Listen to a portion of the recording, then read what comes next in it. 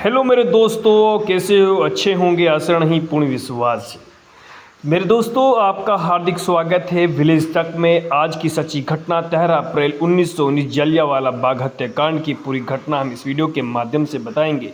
कैसे जुल्म करता है जनरल डायर आम नागरिकों पर, देखेगा।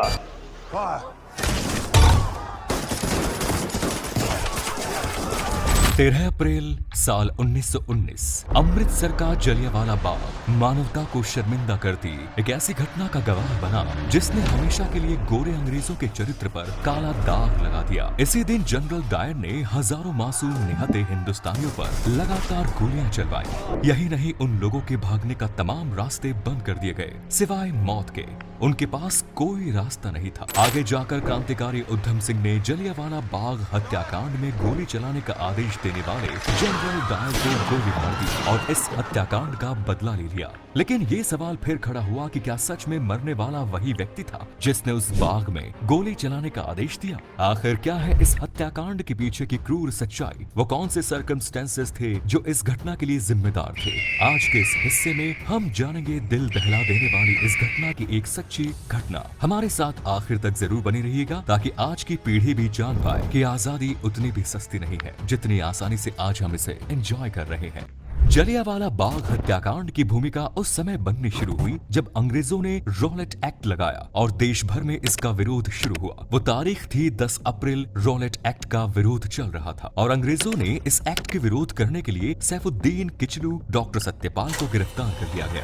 रॉलेट एक्ट को उस समय का काला कानून कहा गया था। इस कानून का विरोध महात्मा गांधी ने भी किया था और इसके पास होते ही पूरे देश में इसका जबरदस्त विरोध शुरू हो गया। रॉलेट एक्ट के इस कानून के मुताबिक अंग्रेज बिना किसी जांच पड़ताल और मुकदमे के जब चाहे किसी भी भारतीय को गिरफ्तार करके जेल में भेज सकते थे। रॉलेट एक्ट के विरोध में सैफुद्दीन किचलू और डॉक्टर सत्यपाल की गिरफ्तारी ने आग में घी का काम किया। जनता का आक्रोश अपने उफान पर था, लेकिन तूफान से पहले वाली शांति छा गई। लोगों ने एक बड़े विरोध प्रदर्शन करने के लिए 13 अप्रैल को सुबह जलियांवाला बाग में एक बड़ी सभा करने का निर्णय लिया। सारे के सारे लोग इकट्ठा होते, वहां पर रॉलेट एक्ट का विरोध होता और साथ ही इन दोनों की गिरफ्तारी के विरोध में स्वर मुखर हुए। जलियांवाला बाग में 13 अप्रैल को होने वाली इस रैली की खबर जनरल रेजिनाल्ड डायर को पता चल गई। 13 अप्रैल पंजाब में बैसाखी का दिन भी था। वैसे भी पंजाब में बैसाखी बड़ी ही धूमधाम से मनाई जाती थी। लोग एक तरफ बैसाखी का जश्न मना रहे थे, अपने लोगों से मिल रहे थे और दूसरी तरफ इस सभा की तैयारी चल रही थी।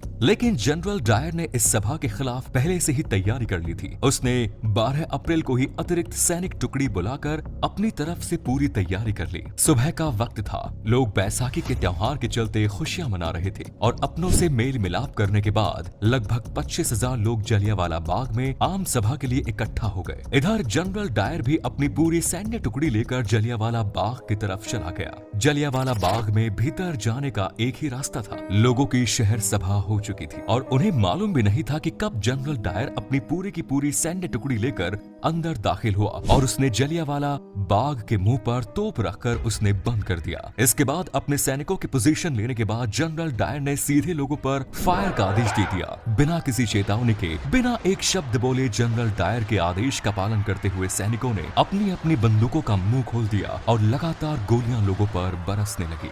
जलियांवाला बाग में जनरल डायर 50 राइफल और इतनी ही खुखरी लेकर पहुंचा था। इसका मतलब है कि वो पहले से डिसाइड करके आया था कि उसे क्या करना है। जवानों ने इस दौरान लगभग 10 मिनट में 1600 राउंड फायर किए। लोगों को न संभलने का मौका मिला और न बचकर भागने का। जवान बिना रुके लगातार फायरिंग कर रहे थे। जनरल डायर ने आदेश ही कुछ ऐसा दिया था। फायरिंग केवल बंदूक में गोली लोड करने के दौरान ही धीमी पड़ती थी, वरना यहाँ मौजूद जवान लगातार लोगों पर फायर कर रहे थे। लोगों में अफरा तफरी मच गई। वहाँ मौजूद महिलाएं, बच्चे, बूढ़े और जवान सभी अपनी अपनी जान बचाने के लिए वहाँ से भागने लगे। लोगों ने वहाँ मौजूद कुएं में कूदकर अपनी जान बचाने की कोशिश की, लेकिन कोई फायदा नहीं हुआ। कुछ लोग दीवार फांद कर भाग जाना चाहते थे, मगर उसका भी कोई फायदा नहीं हुआ। जनरल डायर के सैनिकों ने हर किसी को चुन चुन कर मारने की कसम खा रखी थी। बाग के जिस कुएं में कूदकर लोग अपनी जान बचाना चाह रहे थे, उसमें से 120 इंसानों की लाशें निकाली गई। वहां कुआं कूदकर मरने वाले लोगों के खून से भर गया। कुएं को आज भी खूनी कुएं के नाम से जाना जाता है और इतना ही नहीं, इस बाग की दीवारों पर आज भी उस समय की गोलियों के निशान मौजूद हैं।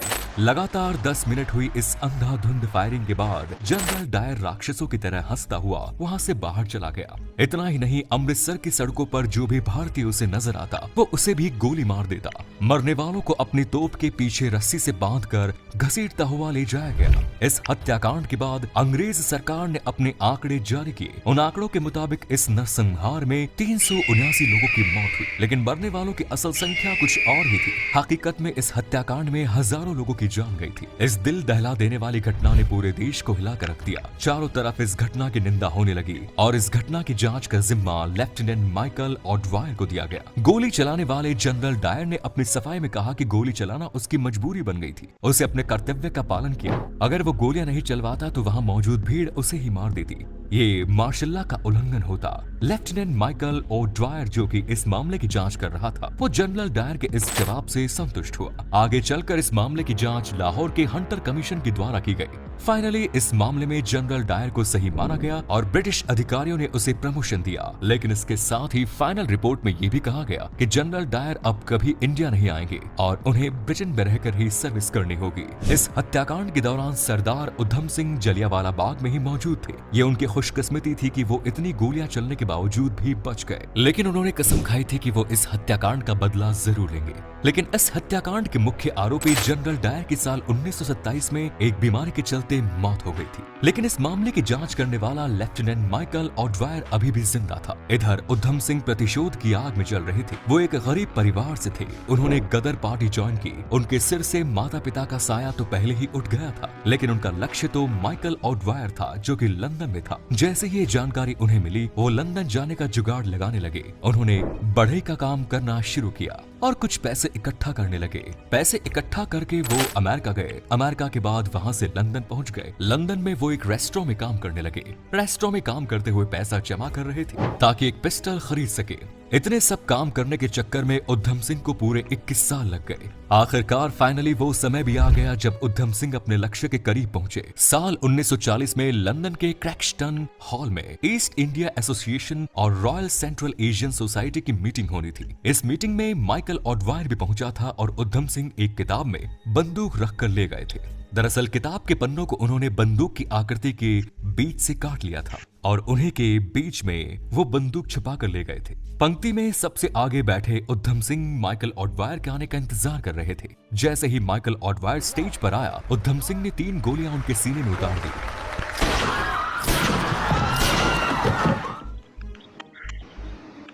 वो वहां से भागे नहीं बल्कि वहीं खड़े हो गए और उन्होंने कहा कि 21 साल बाद जलियांवाला बाग हत्याकांड का बदला ले लिया। उधम सिंह ने वहां अपनी गिरफ्तारी दे दी। इसके बाद 31 जुलाई 1940 को